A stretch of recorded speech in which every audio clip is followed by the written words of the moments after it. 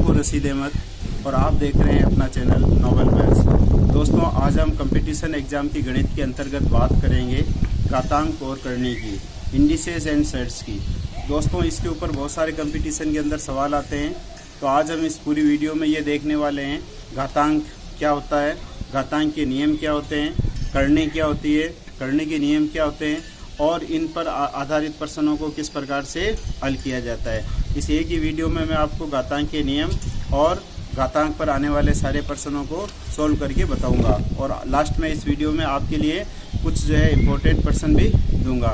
तो दोस्तों, लास्ट तक जो है मेरे साथ इस वीडियो में बने रहिए,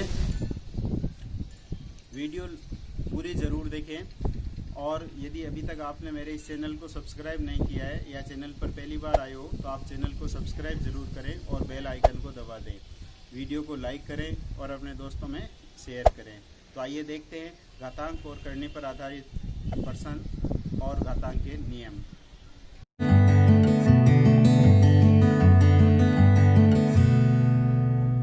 दोस्तों, आज हम बात करते हैं घातांक की, इंडिसेस की। घातांक की अगर हम बात करें, यदि मैं कुछ संख्याओं को ऐसे गुणा में लिखता हूँ, इन गुणा में लिखी गई संख्याओं को यदि मैं ऐसे लिख देता हूँ तो ये 2 की घात 4 कहलाएगी। ये इसका घातांक रूप है और ये इसका विस्तार रूप है। 2 की घात 4, ये नीचे वाली जो संख्या है ये इसका आधार कहलाती है और ये जो ऊपर वाली संख्या है ये इसकी घात या इसकी पावर कहलाती है। ये इसका बेस कहलाता है और ये इसकी पावर कहलाती है। ये इसका बेस है और ये इसकी पावर है। तो दोस्तों, ये इसका घातांक रूप होता है, इंडिसेस रूप इसको कहते हैं। 2 की घात 4, इसका अर्थ हो गया 2 को 4 बार गुणा करना है। गुणा के रूप में जो संख्या लिखी जाती है उनको हम शॉर्ट रूप में घातांक के रूप में लिख सकते हैं। दोस्तों, इस घातांक के कुछ नियम होते हैं। इस पर आधारित सवालों को करने से पहले हमें घातांक के नियम देखने पड़ेंगे। तो आइए हम चर्चा करते हैं घातांक के नियम की। घातांक का पहला नियम ये होता है, यदि हमारे पास में 2 संख्याएं हैं जिनका आधार समान है, जैसे मैंने यहाँ लिखा a की घात m इंटू a की घात n। अगर 2 संख्याएं हैं जिनका आधार समान है और घातें अलग अलग हैं और जब इन दोनों को गुणा करते हैं तो घातांक का नियम ये कहता है कि ये घातें जुड़ जाती है। ये 2 से ज़्यादा घातें भी हो सकती है। ये नियम 2 से अधिक संख्याओं के लिए भी लागू है। अगर 2 या 3 कितनी भी संख्या है, मान लो a की घात m इंटू a की घात n इंटू a की घात k इंटू a की घात p, कितनी भी संख्या है, अगर सबका आधार समान है और इन सब को अगर हम गुणा कर रहे हैं तो इन सब की घातें जुड़ती जाएगी, पावर्स जो है वो इनकी जुड़ जाएगी। तो ये घातांक का पहला नियम है कि अगर 2 संख्याओं को गुणा करें घातों के अंदर तो उनकी घातें जुड़ जाती है अगर उनका आधार समान है तो।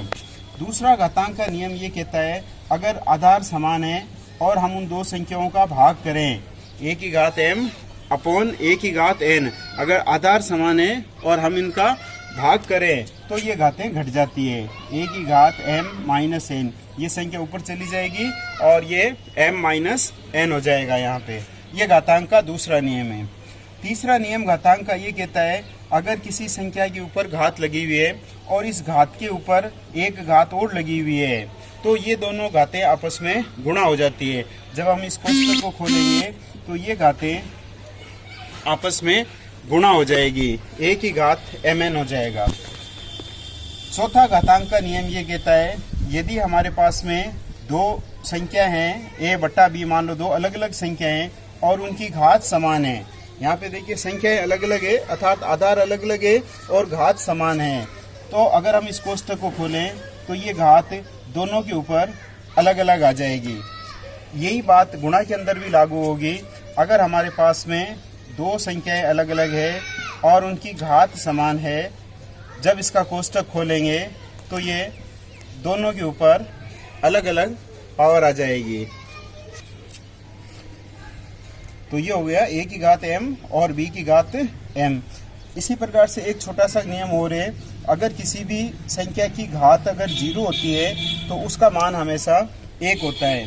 किसी भी संख्या की घात अगर 0 होती है तो उसका मान 1 होता है, चाहे a की घात 0 हो, चाहे 10 की घात 0 हो, चाहे 100 की घात 0 हो, या किसी भी संख्या की घात अगर 0 है तो उसका मान हमेशा 1 होता है। और एक और हम नियम के रूप में याद रख सकते हैं, अगर किसी की घात 1 है तो उसका मान फिर यही होता है। अगर a की घात 1 है तो इसका अर्थ हो जाएगा a। तो ये दोस्तों कुछ घातांक के जो है साधारण नियम थे। एक और अगर हम बात कर ले, a की घात अगर n हमें दिया हुआ है और इसको हम नीचे ले जाते हैं, इसका अगर हम उल्टा कर देते हैं, व्युत्क्रम कर देते हैं, 1 अगर मैं लिख दूं तो इस घात का चिन्ह बदल जाएगा। घात को जब ऊपर नीचे ले जाते हैं, ऊपर से नीचे ले जाते हैं या नीचे से ऊपर लाते हैं तो उसका चिन्ह बदल जाता है। अर्थात अगर प्लस में है तो माइनस में हो जाएगा, माइनस में है तो प्लस में हो जाएगा। जैसे अगर हमें लिखा हुआ है 3 की घात -2, अगर हमें इसे पॉजिटिव बनानी है तो हम इसको, जैसे इसके नीचे 1 मान लिया, अब अगर मैं इसको उल्टा कर दूंगा 1/3 की घात 2 हो जाएगी यहाँ पे, तो इसका चिन्ह चेंज हो जाएगा। जब हम नीचे से ऊपर लाते हैं या ऊपर से नीचे ले जाते हैं तो घात का चिन्ह बदल जाता है। इसको अगर मैं ऊपर ले जाऊंगा वापस तो ये 3 की घात -2 हो जाएगा। तो ये घातांक के कुछ जो है महत्वपूर्ण नियम थे। अब दोस्तों हम बात करते हैं षड्स की या करनी की। करनी जो होता है वो अंडर रूट का जो चिन्ह होता है, जिसको हम अंडर रूट का ये चिन्ह बोलते हैं, ये ही वास्तव में जो है करनी का चिन्ह होता है, क्योंकि अंडर रूट तो इसकी एक स्पेशल कंडीशन होती है। ये करने का चिन्ह है और यहाँ पे जो लिखी जाती है, जैसे मान लो मैं लिख देता हूँ यहाँ पे n और यहाँ लिख देता हूँ a, तो ये जो n है ये इसकी करनी घात है और ये a जो है ये करणीगत संख्या कहलाती है। ये करणीगत संख्या है और ये करनी घात है। तो n अंडर रूट a ये जो लिखा हुआ है इस टाइप से, ये इसकी करनी कहलाती है। इसको हम घात के रूप में ऐसे लिख सकते हैं, a की घात 1/n। यहाँ पे ये जो लिखा होता है ये संख्या बट्टा में आ जाती है। जैसे अगर हमें ऐसे लिखा हुआ है ये, तो इसका अर्थ हो जाएगा a की घात 1/3। अगर हमें ऐसे दिया हुआ है ये, तो इसका मतलब हो जाएगा a की घात 1/5। लेकिन दोस्तों अगर कुछ नहीं दिया हुआ, हमें खाली ऐसे दे दिया, अंडर रूट दे दिया, तो इसका अर्थ होता है a की घात 1/2। याद रखें यहाँ कुछ नहीं होता है तो इसका मतलब यहाँ पे 2 होता है, तो ये हो जाएगा 1/2। तो ये दोस्तों बातें थी घातांक और करनी की। अब हम इस पर आधारित जो है प्रश्न देखेंगे, कंपटीशन एग्जाम में जो है किस टाइप के प्रश्न आते हैं। तो देखते हैं घातांक और करनी पर आधारित प्रश्न। तो ये पहला प्रश्न आपकी स्क्रीन पे है। इसमें दिया हुआ है -3 की घात 2 प्लस 3 की घात -2 और -3 की घात 2। ये चीज़ आपको सोल्व करनी है। तो और ये आपका रेलवे 2003 में आया हुआ क्वेश्चन है। तो देखिए यहाँ पे -3 की घात 2 के 2 चाहे -3 की घात 2 के 2, इन दोनों का अर्थ समान है, अर्थात ये दोनों समान संख्या है। -3 की घात 2 करेंगे तो 9 आएगा और इसको मैं एक बार ऐसे कैसे लिख देता हूँ, और 3 की घात 2 करेंगे तो भी 9 आएगा। अब ये प्लस का 9 है, ये माइनस का 9 है, तो ये दोनों कट जाएंगे और शेष बचेगा 3 की घात -2। तो आपके राइट आंसर हो जाएगा 3 की घात -2, जो कि आपको ऑप्शन सी में दे रखा है। अब देखिए एक और क्वेश्चन हम देखते हैं। यहाँ पे आपको दे रखा है, क्वेश्चन आपको दे रखा है, देखिए √12 बराबर आपको दे रखा है 3.46 और आपको मान निकालना है 16 √3/4 -9 4/3। ये भी आपके 2009 में आया हुआ क्वेश्चन है, इसका मान निकालना है। तो देखिए यहाँ पे हम लिख सकते हैं 16, ये √3/4। तो घातांक के नियम के अनुसार हम इन दोनों की घातों को अलग अलग कर सकते हैं।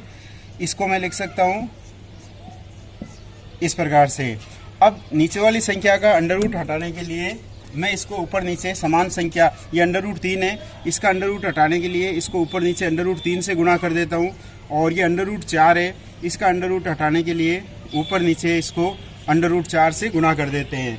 तो अब देखिए ये क्या आया मेरे पास में, यहाँ लिख देता हूँ मैं 16 और ये √3 और √4 ये गुणा होकर बन गया √12 बट्टा ये √4 और √4। जब इसको गुणा करेंगे तो ये आ जाएगा खाली 4।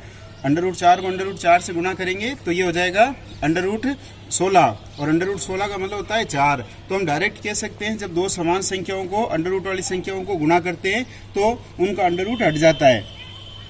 माइनस ये हो जाएगा 9 √12 बट्टा ये √3 को √3 से करेंगे तो खाली 3 आ जाएगा। अब देखिए ये 4 इससे कट गया, ये 3 इससे कट गया, तो ये हो गया आपके 4√12 माइनस 3√12। अब 4√12 में से जब 3√12 घटाएंगे तो हमारे पास में √12 बच जाएगा। यहाँ पे 4 में से 3 घट जाएगा, 1 बचेगा और ये √12 का √12 आ जाएगा। एक √12 मतलब खाली √12 बच गया और √12 का मान आपको दे रखा है 3.46 ये दे रखा है। तो इसका मतलब इसका आंसर आ जाएगा 3.46। अब ये जो क्वेश्चन आप देख रहे हो ये भी आपके रेलवे 2005 में आया हुआ है। इसमें आपको दे रखा है 2 की घात x + 6 बराबर 8 की घात x + 1 ये आपको दे रखा है और आपको x का मान ज्ञात करना है। तो देखिए यहाँ पे 2 की घात दे रखा है आपको x + 6, ये तो ऐसा कैसा लिख देते हैं। ये जो 8 है इसको हम लिख सकते हैं 2 की घात 3 और ये x + 1 एज इट इज़। अब ये दोनों का चूंकि आधार समान है इसलिए इनकी घातें भी समान होगी, तो हम इसको लिख सकते हैं x + 6 बराबर 3x + 1। या हम कह सकते हैं ये आधार दोनों कैंसिल हो जाएंगे और ये घातें जो है ये हमारे पास में बच जाएगी। अब इस चीज़ को सोल्व करके हम x का मान आसानी से निकाल सकते हैं। इस 3 को अंदर मल्टीप्लाई कर देता हूँ तो ये हो जाएगा 3x + 3। अब हम पक्षांतर कर देते हैं, x को इस साइड में ले जाता हूँ, 3 को इस साइड में ले आता हूँ, तो ये हो गया 6 - 3 बराबर 3x - x। 3x में से जब x घटाएंगे अर्थात 3x में से 1x घटाएंगे तो यहाँ पे बच जाएगा 2x और 6 में से 3 घटाएंगे तो बच गया 3 और x बराबर हो जाएगा 3/2 3/2। तो ये हमारे पास में x का मान आ जाएगा। अब दोस्तों ये जो सवाल आपको स्क्रीन पर दिखाई दे रहा है इसमें आपको दे रखा है p की वैल्यू आपको दे रखी है यहाँ पे 999, p का मान दे रखा है और आपको जो ज्ञात करना है वो है p² + 3p + 3 + 1 और पूरे का क्यूब रूट। आपको ये चीज़ दे रखी है, आपको इसका मान जो है निकालना है। तो देखिए दोस्तों यहाँ पे मैं पूरा आपको सोल्व करके बता देता हूँ। इस प्रकार से ये इसकी क्यूब रूट दे रखा है यहाँ पे। पहले इस p को मैं अंदर गुणा कर देता हूँ तो ये हो जाएगा p³ + 3p² + 3p + 1। इस p को अंदर गुणा कर दिया और ये +1 का +1 आ गया। अब दोस्तों आप जानते हो ये a³ + 3ab² 3a² + 3ab² + v³ का फॉर्मूला है, अर्थात ये p + 1 का होल क्यूब बन गया। क्योंकि आप जानते हो a³ + 3a² + 3ab² + b³ ये a + b का होल क्यूब होता है। तो यहाँ पे a की जगह आपको p दे रखा है और b का मान 1 दे रखा है, तो ये p + 1 का होल क्यूब हो गया। अब अगर हम इस करनी का चिन्ह हटाएंगे तो यहाँ पे आ जाएगा ये 3 और ये जो 3 है ये इसके बट्टा में आ जाएगा, अर्थात ये कट जाएगा। फाइनली आपके पास में बच गया p + 1। अब p का मान आपको दे रखा है 999, तो 999 + 1 अर्थात ये 1000, ये इसका आंसर आ जाएगा। अब दोस्तों ये जो सवाल आपको दिखाई दे रहा है इसमें आपको दे रखा है x बराबर 0.5 और y की वैल्यू आपको दे रखी है 0.2 और आपको फाइंड आउट करना है 0.6 √ × 3y⁴x, इसका मान ज्ञात करना है। ये भी आपके टैक्स असिस्टेंट 2009 में आया हुआ क्वेश्चन है। तो देखिए यहाँ पे ये जो 0.5 दे रखा है, 0.5 का मतलब हम जानते हैं 1/2 होता है।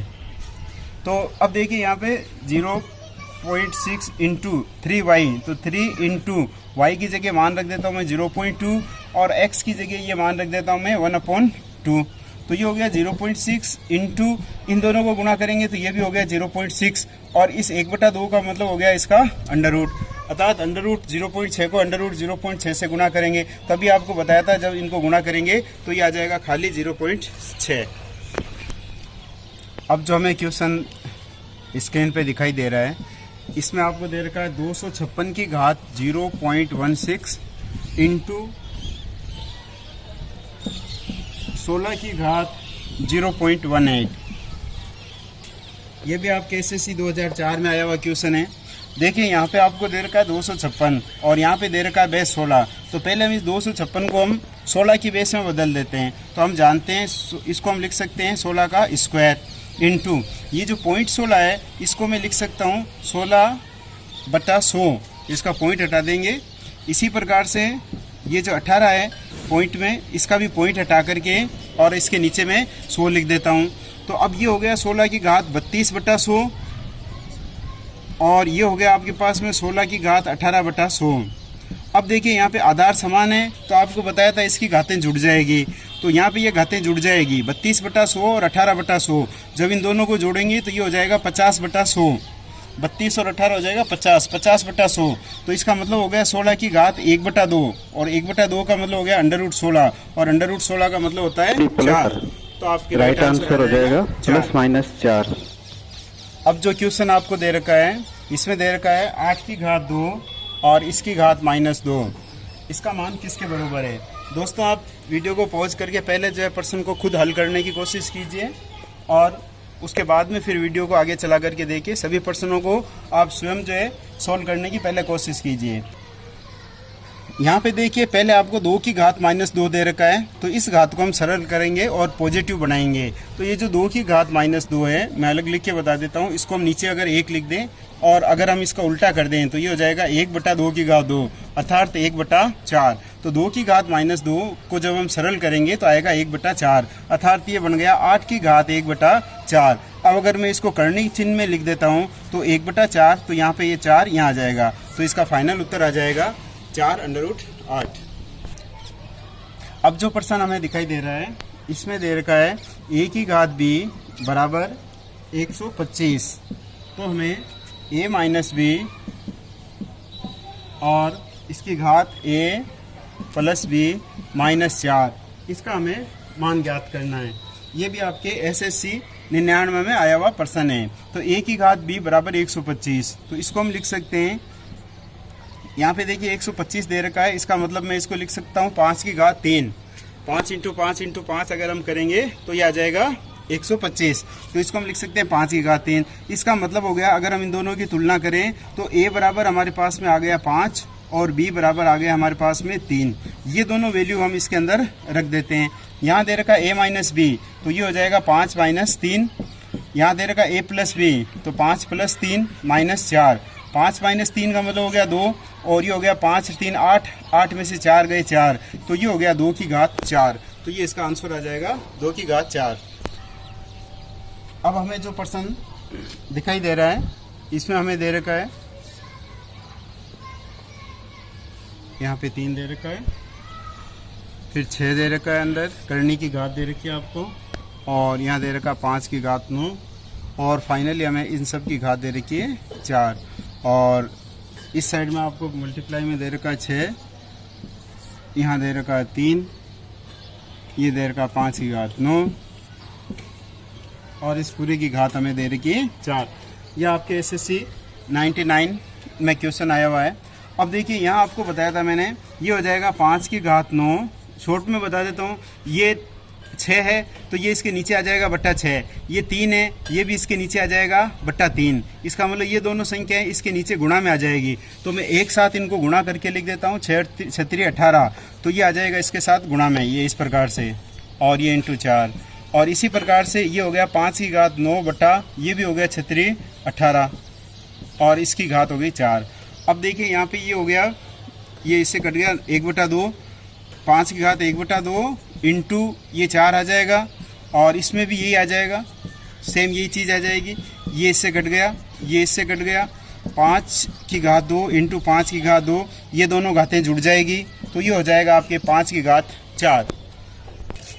अब देखते हैं हम बहुत ही इम्पोर्टेंट क्वेश्चन, देखिए इसमें आप अब जो हमें दे रखा है 1/11 - 2 √23 -3/7 - 2 √10 -4/8 + 4 √3।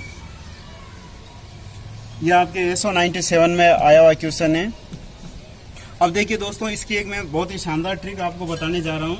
अगर इस प्रकार का कोई क्वेश्चन हो आपके पास में, यहाँ पे मैं अलग से सोल्व करके बता देता हूँ, बात को यहाँ से शुरू कर देता हूँ। जैसे आपकी ये लिखा हुआ 11 - 2 अंडर रूट 30 और इस अंडर रूट के ऊपर एक अंडर रूट लगा हुआ है। दो कंडीशन है, पहली बात तो अंडर रूट और ऊपर भी एक अंडर रूट होना चाहिए। दूसरा अंदर वाले जो अंडर रूट है उसके आगे 2 होना जरूरी है। अगर 2 नहीं है तो हम किसी प्रकार से 2 लेकर के आएंगे। अब यहाँ पे चूंकि इस पूरे सवाल में सब में जो है आपको 2 दिया हुआ है, इसलिए देखिए अगर ऐसा होता है तो आपको एक शॉर्ट ट्रिक बता देता हूँ। आपको इस संख्या के ऐसे 2 गुणनखंड करने हैं कि उसको जोड़ने पर तो 11 आ जाए और गुणा करने पर 30 आ जाए। देखिए ऐसी 2 संख्या बतानी है आपको कि उनको जोड़ने पर 11 आ जाए और गुणा करने पर 30 आ जाए। तो ये संख्या हो जाएगी मेरे पास में 6 और 5। यहाँ पे बड़ी संख्या पहले लिख देंगे और छोटी संख्या बाद में लिख देंगे।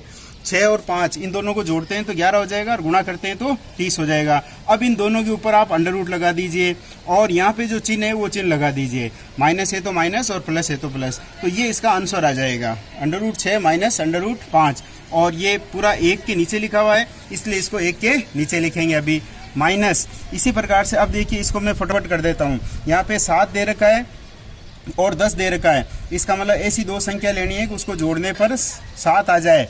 तो देखिए 5 और 2 हो जाएगा 7, गुणा करने पर 10 आ जाए तो 5 और 2 आ रहा है। यहाँ पे दोनों के ऊपर अंडर रूट लगा दिया और बीच में माइनस लगा दिया तो ये इसका आंसर हो जाएगा -4 अपॉन।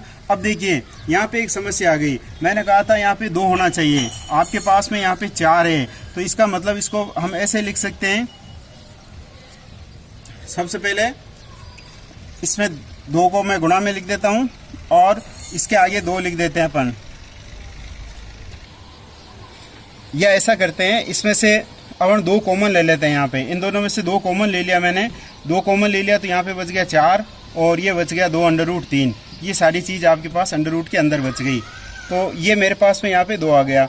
अब ये अंडर रूट 2 हो गया, अंडर रूट 2 और ये जो है ये उस रूप में आ गया मेरे पास में। मतलब 4 के ऐसे 2 टुकड़े करने हैं आपको तो उसको जोड़ने पर तो 4 आ जाए और गुणा करने पर 3 आ जाए तो वो हो जाएंगे 3 और 1। प्लस का चिन्ह दे रखा है तो प्लस लगाएंगे बीच में और ये करेंगे तो ये इसका फाइनली जो है ये आंसर आ गया। अब देखिए इस चीज़ को हमें आगे और सरल करना है। ये क्वेश्चन थोड़ा सा लंबा हो रहा है, मैं इसको सोल्व करके बता रहा हूँ पूरा, इसलिए आपको इतना टाइम लग रहा है। आप यदि इसको करोगे तो टाइम नहीं लगेगा। अब हम इसका प्रमेयकरण करते हैं और नीचे वाली जो अंडर रूट है इन सबको हटाते हैं। नीचे वाले अंडर रूट हटाने का एक तरीका होता है, जो यहाँ पे चिन्ह दे रखा है उसके विपरीत चिन्ह से आपको गुणा करना है। समान संख्या विपरीत चिन्ह, under root 6 minus under root 5 है तो हम इसको under root 6 plus under root 5 से ऊपर नीचे गुणा करेंगे।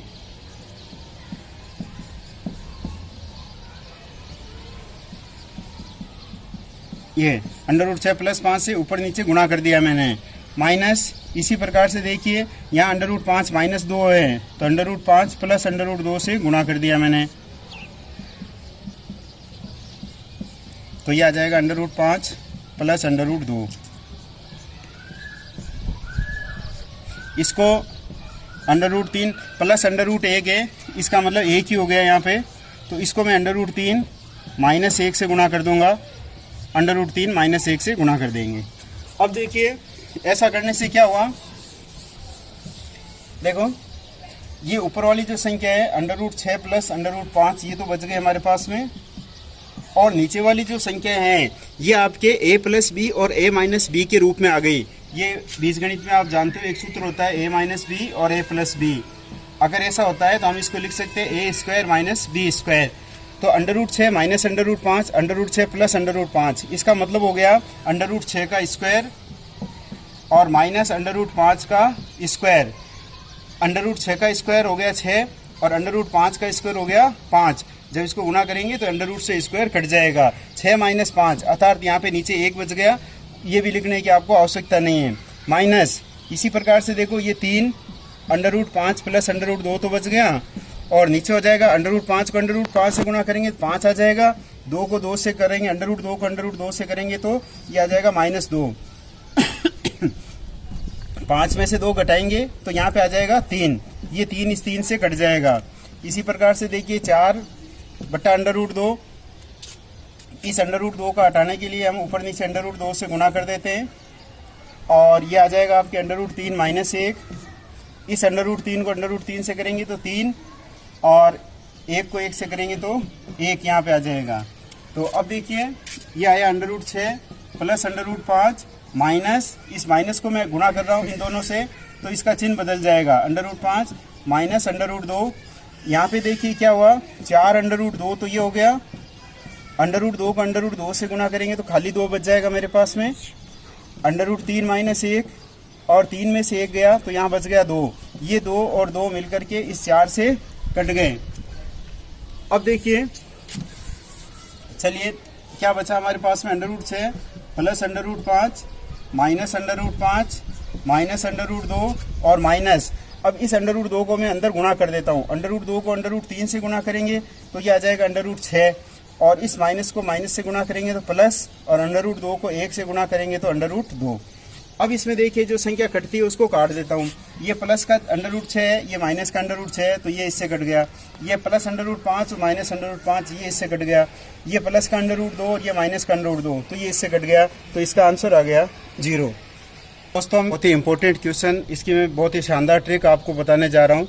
इसमें आपको दे रखा है √2, 3 √3, 6 √6। हमें इनको व्यवस्थित क्रम में लिखना है या इसमें छोटी बड़ी संख्या बतानी है। दोस्तों अगर इस प्रकार का कोई सवाल हो तो सबसे पहले हमें देखना है इसकी जो करनी घात है वो कितनी है। यहाँ पे देखिए इसकी 2 है, यहाँ पे 3 है और ये पे 6, तो 2, 3 और 6। सबसे पहले हम इन सब का जो है लघुत्तम निकाल लेंगे। 2, 3 और 6 का लघुत्तम होता है 6, तो इसको देखो मैं इस प्रकार से लिख देता हूँ, यहाँ पे 6 लिख देता हूँ। अब देखिए इनकी जो करनी घातें हैं उनको यहाँ लिख देता हूँ। पहले इसकी करनी घात 2 है, इसकी करनी घात 3 है और इसकी 6 है ये। और ये जो मेन घात संख्या है, यहाँ पे आधार जो मेन संख्या है उसको मैं नीचे लिख देता हूँ। यहाँ पे इसकी मेन संख्या 2 है, इसकी संख्या 3 है और इसकी संख्या 6 है, तो ये यहाँ पे लिख देता हूँ। अब देखिए यहाँ पे हो जाएगा 2 की घात। अब आपको इस करनी की इस एलसीएम के अंदर भाग लगाना है, तो 2 का मैंने 6 में भाग लगाया, 3 बार गया तो इस 2 की घात 3 बन गई है। फिर 3, इस 3 का भाग इस 6 में लगाया, 3 दूनी 6, 2 बार भाग गया तो 3 की घात 2 लिख दिया मैंने। और इस 6 का 6 में भाग लगाया, 1 बार गया तो 6 की घात 1 लिख दिया। और ये जो आया ये आपके आंसर आ गया। 2 की घात 3 का मतलब हो गया 8, 3 की घात 2 का मतलब हो गया 9 और 6 की घात 1 का मतलब हो गया 6। तो इसमें देख लीजिए जो संख्या सबसे बड़ी है, जैसे ये बड़ी है संख्या तो ये सबसे बड़ी संख्या है, ये आपके पहले नंबर पे आ जाएगी। ये 8 जो है उससे छोटी है तो ये आपके दूसरे नंबर पे आ जाएगी, और ये लास्ट में तीसरे नंबर पे आ जाएगी। तो इसी पर देख लीजिए एक सवाल आपके लिए और मैंने यहाँ पे करके रखा है। इसमें देख लीजिए मैं बता देता हूँ, 4, 6 और 12, इसका एलसीएम 12 हो गया। पहले एलसीएम लिख लेंगे। ये जो करनी घात है इसको हम यहाँ पे लिख लेंगे 4, 6 और 12।